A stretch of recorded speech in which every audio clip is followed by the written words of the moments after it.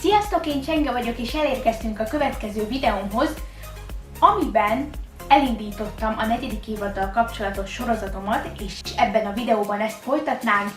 Most a 3. résszel jöttem nektek, amivel kapcsolatban vegyes érzelmeim vannak. Előre is mondanám, hogy aki még nem nézte meg a 3. részt, az ne nézze meg ezt a videót, mert sokkoló jelenetek is voltak benne, és ne legyen spoiler, szóval majd nézzétek meg ezt a videót azután, ahogy az epizóddal is végeztetek, mert mint minden videóm, ez is spoilereket tartalmaz, viszont ez most különösen fontos, hogy ne nézzétek meg, ha azt még nem láttátok. Egyébként ezzel a résszel kapcsolatban körülbelül olyan érzéseim vannak, mint még annó a 2. évad 5. részével kapcsolatban, mikor Mária Magdaléna ugye visszaesett a régi ényébe egy kicsit, és számomra az is nagyon sokkoló és kemény epizód volt. Na most ugyanezt érzem a mostanival, ha bár nem tudom, nekem olyan sok tanulság van benne, és abban is ugyanúgy az volt utóbb már.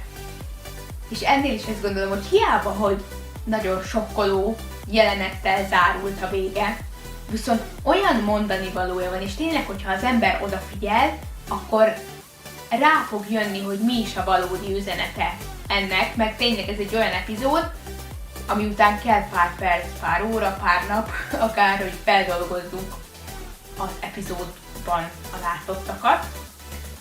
Úgyhogy most kezdeném először is a kedvenc részeimmel, amiket kiemelnék ebből az epizódból, és utána a végén térnénk rá arra, hogy szerintem mik is a tanulságai ennek az epizódnak, miért is gondolom azt, hogy így formálták meg ezeknek a karaktereknek az életét, és vajon milyen fordulatot vehet ez a jövőkor, kezdjünk is neki. Megint, mint az előző videómban felírtam ide a fontos tudnivalókat és a kiemelendő dolgokat ebből az epizódból, és emeltén fogok haladni. Megint nagyon tetszett, ahogy indult ez az epizód, én mindig is szeretem az intrókat, de amikor ószövetségi történetet hoznak be egy epizódba, és azzal kötik össze az egész epizódot, azt még jobban szeretem, hiszen az Ószövetség történetei nehezebben maradnak meg bennünk, mint az Új Szövetség történetei, és pont ezért is szeretem nagyon, amikor ilyet beleraknak, meg nagyon szeretem ezeket a híres történeteket belőle, és azzal a történettel indul, amikor Dávidnak és Betsabénak ugye meghal az első születendő gyermekük, Dávid bűnei miatt, amiért Betsabéval hált, amiért Betsabénak a férjét, Uriást megölte, ezért ugye Nátán egy ítélő proféciával ment elé.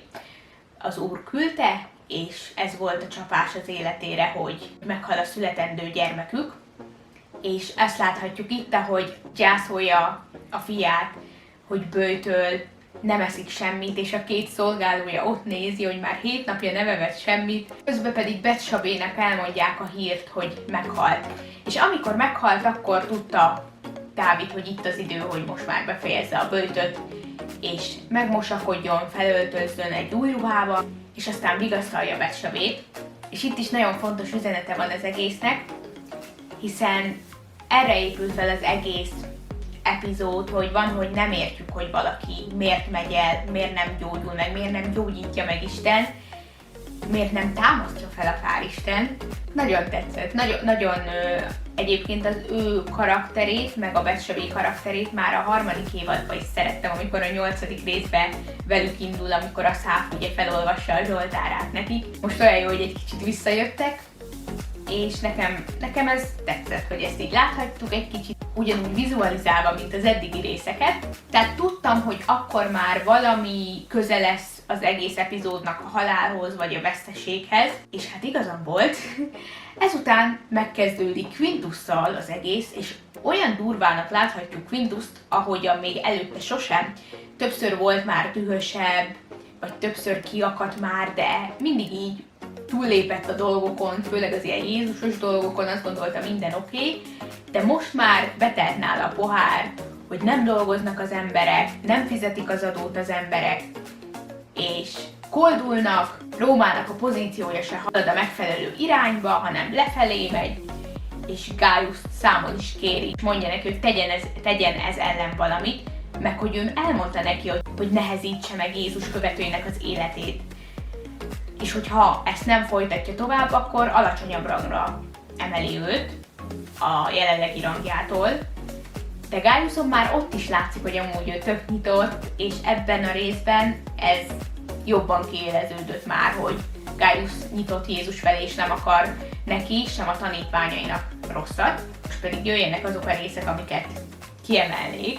Tehát egyébként már gondoltam, hogy valami durvát Quintus fog tenni, vagy hát ő lép majd a tettek mezejére, és azért lesz durvább ez a rész. Ugye úgy is indul az egész, hogy szülői felügyelettel ajánlott nézni, mert egy-két durvább jelenet is előfordul. És igen, hát ez Quintusnak lesz köszönhető majd az epizódnak a végén. Na de most még a pozitívakra térjünk rá. János Jakab, Salomé és Zebedeus, akiket már többször említettem, hogy mennyire szeretem őket. És elmeséli Zebedeusnak és Saloménak, ugye a szüleiknek, hogy Simon új nevet kapott, Pétert. És ezért ő most magasabb rangon van, mint ők, és miért van ez? Ők miért nem? Tehát itt még folytatódik az a kérdés, annak a kérdésnek a felvetése, amit még az előző rész végén ecseteltek a tanítványokkal. Tehát ugye tudhatjuk, hogy Jakab és János is benne volt Jézusnak a legközelebbi körében. Hát János még a legjobb barátjának is nevezi. Jogosan tehették fel a kérdést, hogy hát miért csak Péter? Miért nem? És Salomé utasítja őket, hogy hát menjetek már oda Jézushoz, hát az nem így lehet, hogy ti nem kaptok egy magasabb rangot. Hát ti legalább annyit megtettetek Jézusért, mint Péter, sőt, még lehet többet is. Fel is sorolt vagy 5-öt. És erről a történetből eszembe jut, ami a Bibliában szerepel, ami még nem ez a történet, viszont szerintem innen vezetődik majd fel, ha ez benne lesz. Ez pedig a Máté evangéliumának a 20. fejezetében van, a 20. verszaktól, amikor Salomé ugye beszélget Jézussal a rangkérdésről, a fiainak a rangkérdéséről, és már itt is megjelenik Salomének ez az oldala, hogy ő elvárja, hogy az ő fiai igenis magas rangon legyenek, Zebedeus meg csak hallgatja. Úgyhogy ezután Jakab és János oda is megy Jézushoz, viszont előtte még János beszélget Tamással, és Tamás ugye el akarja hívni, sétálni Rémát, és erre bátorítja, meg segít neki abba, hogy hát látja, hogy mennyire feszült, meg mennyire izgult Tamás, és ő segít neki, hogy hát menj már oda, mondjad neki, hogy menjünk el sétálni. És így János segítségével Tamás el is hívja Rémát, és ezt is láthatjuk az ő beszélgetésüket. Viszont valakinek kellett vigyázzon rájuk, de János nem akarták, hogy menjen, mert ő nem megbízható, Natáneelnek nem volt kedve menni, úgyhogy így András maradt. András vigyázott rájuk a háttérbe, és nagyon vicces volt, illetve nagyon aranyos volt ez a jelenet Tamás és Réma között. Olyan cukik tényleg, hogy most vitte az ajándékot neki Tamás, amit neki szánt, hisz ugye Péter utasította, hogy hát ne hidd már el, hogy ő nem szeretne semmit tőled, a nők ezt csak úgy mondják, vigyél neki valamit. Én, mint nősember tudok. Úgyhogy elmondta, hogy mennyi mindenen gondolkodott, de végül egy napórára esett a választása, ami tök szép, mert ezzel illusztrálta neki azt, hogy ők az idők végéig együtt maradnak, és hogy majd ezen mérik az időt, a szép pillanataikat. Ilyen szomorú is, ha már a végét is látjuk az epizódnak, hogy már olyan szépen alakult az életük, és ez lesz a sorsuk, ami az epizód végén történik, hát szomorú, de ennek is elmondom majd az okát, amit én gondolok.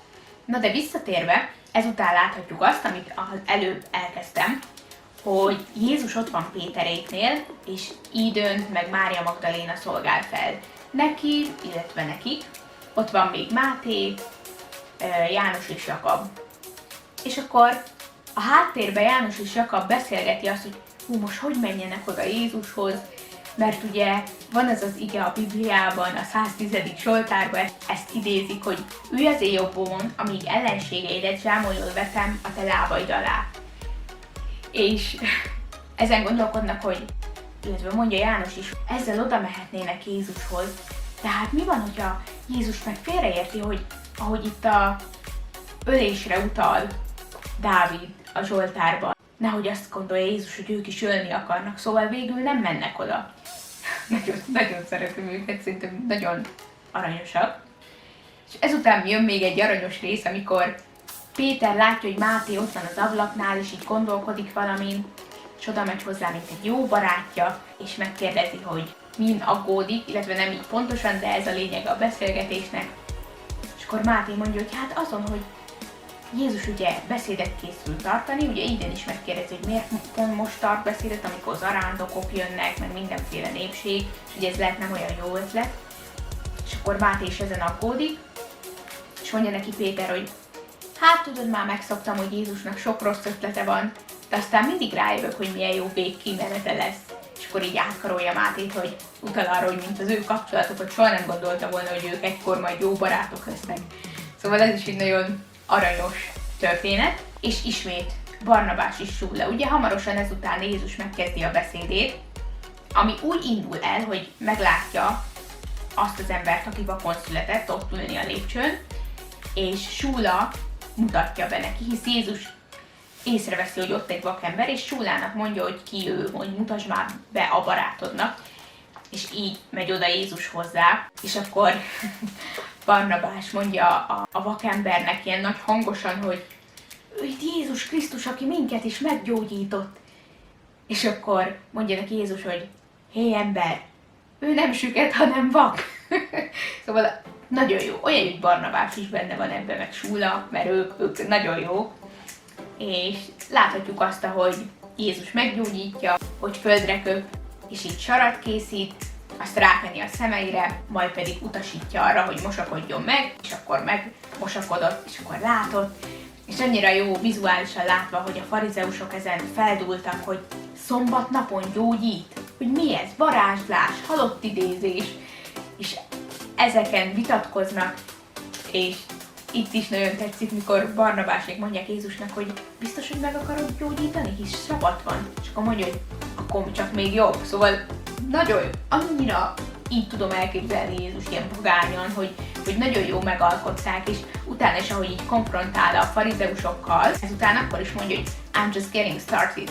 Szóval még csak most kezdtem ezeket a konfrontációkat meg. Itt a vakon született embernek a gyógyulása a János evangéliumának a 9. fejezetében található, és amikor Jézus konfrontál a farizeusokkal, és ahogy gyűlik a sokaság, az pedig a Máté, tehát az itt folytatott beszélgetést a Máté evangéliumának a 23.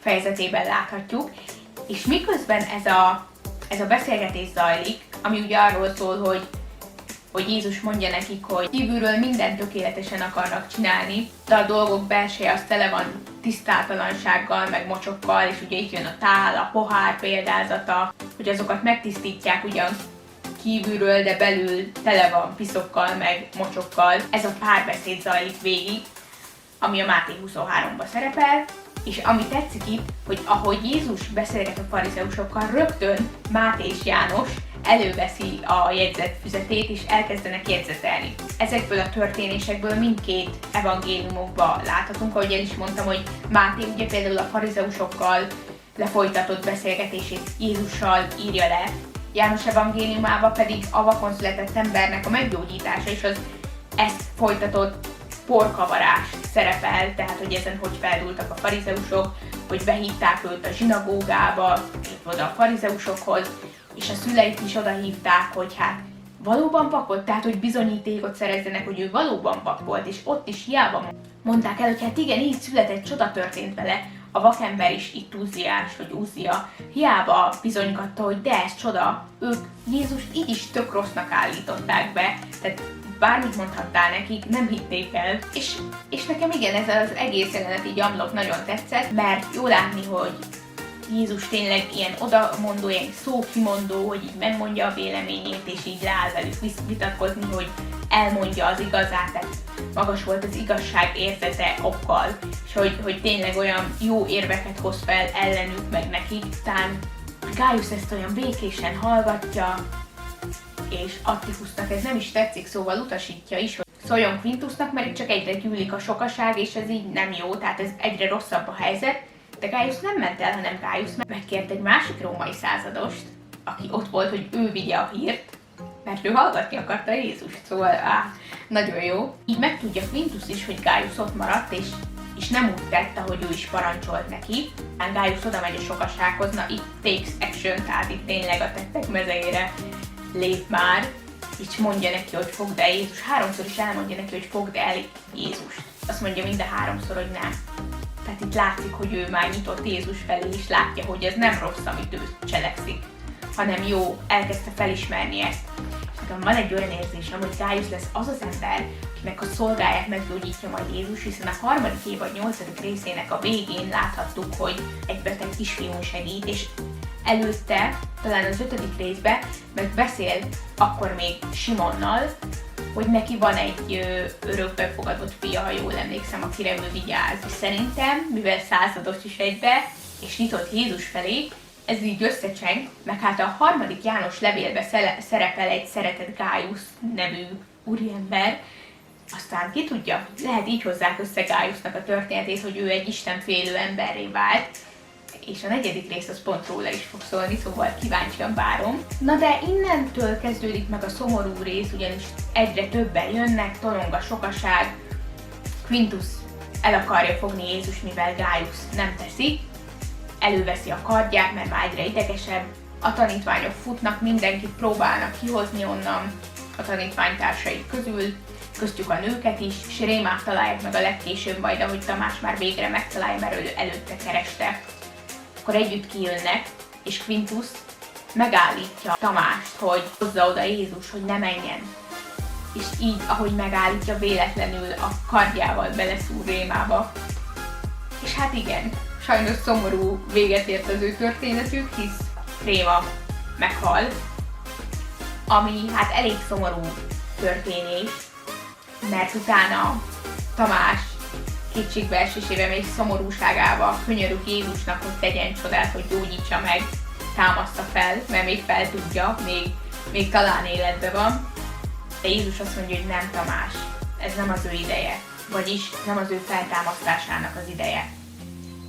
És így ér véget, hogy siratják őt, szomorúak. És ez nagyon megrázó jelenet volt mindenki számára, hisz tényleg már olyan szépen kerekedett volna ki az ő történetük, és hogy így miért így végződött az ő történetük, miért így kellett ezt megalkotni.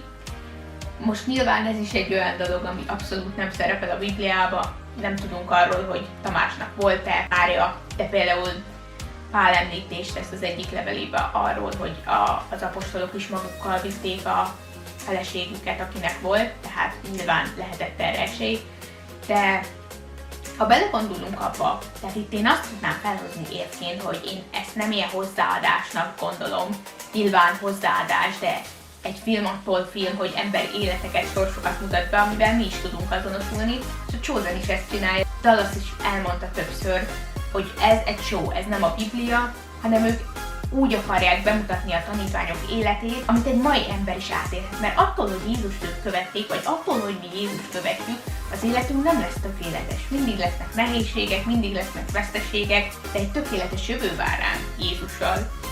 És tetszik, amit például Dávid az epizód elején mondott, hogy most ő elment, de majd találkozunk vele.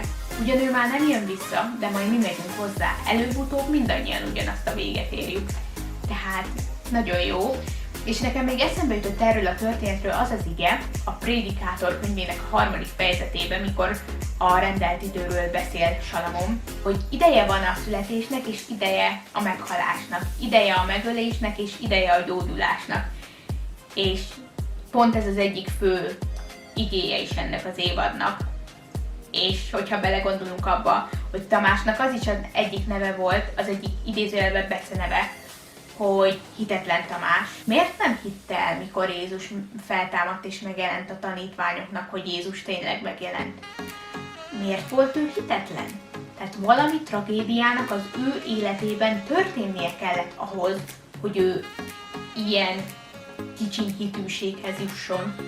Hiszen ott van az, hogy ő csak akkor hitte el, hogy Jézus valóban feltámadt és hogy megjelent, hogyha az ujjával megérinthette a sebeit. És szerintem így fogják ezt összehozni, hogy ez egy akkora fájdalom. Nyilván nem tudjuk, mi volt ez, mert ez nem derült ki a Bibliából, de ők most így alkották meg, hogy szerintem ez akkora fájdalom lehetett neki, hogy tényleg ő akkor neki kellett bizonyíték ahhoz, hogy ezt elhiggye. És láthattuk az előzetesben, hogy ebben az évadban lesz Lázár feltámasztása is, tehát ezzel nem mondok el spoilert, mert ezt mindenki tudja, aki látta az előzetest. És szerintem, vagy gondoljátok el azt, hogy mikor látja, hogy egy több mint 3 napos halottat feltámaszt Jézus, azt, akivel meg ő a jövőjét tervezte azzal a lánnyal, pedig nem tett csodát Jézus. És milyen lehet majd? Szerintem ennek is egy nagyon jó vége lesz, úgymond, de hogy a 3. évadban sem érthették, hogy Idönnel miért hagyta Jézus, hogy Idönnek elmenjen a babája. De másokat körülötte meg meggyógyít, például a vérfolyásos asszony, Jairus lányának a feltámasztása. Mégis milyen csodálatos végük lett. Milyen csodálatos üzenetet kaptak Jézusról a vizenjárás által. És szerintem Tamással kapcsolatban is ez lesz a jövőbe, úgyhogy nekem jó reménységem van efelől. És hiányozni fog Réma, mert amúgy szerettem, de hát így alkották meg, tehát ezzel együtt kell tovább mennünk. És várom a további részeket is, várom Gaius történetét. És igen, ezek mind olyan problémák, amivel egy mai ember is szembenézhet, pont ezért alkották meg így. Remélem azért tetszett nektek ez az epizód, és jövök hamarosan a 4-kel, ami reméljük, hogy kevesebb tragédiát mond maga után, vagy kevesebb tragédia fog benne történni. De hát közeledünk Jézusnak a keresztre feszítéséhez egyre jobban, szóval fel kell készülni az ilyen jelenetekre. Úgyhogy nem sokára újra találkozunk, legyen szép napotok, sziasztok!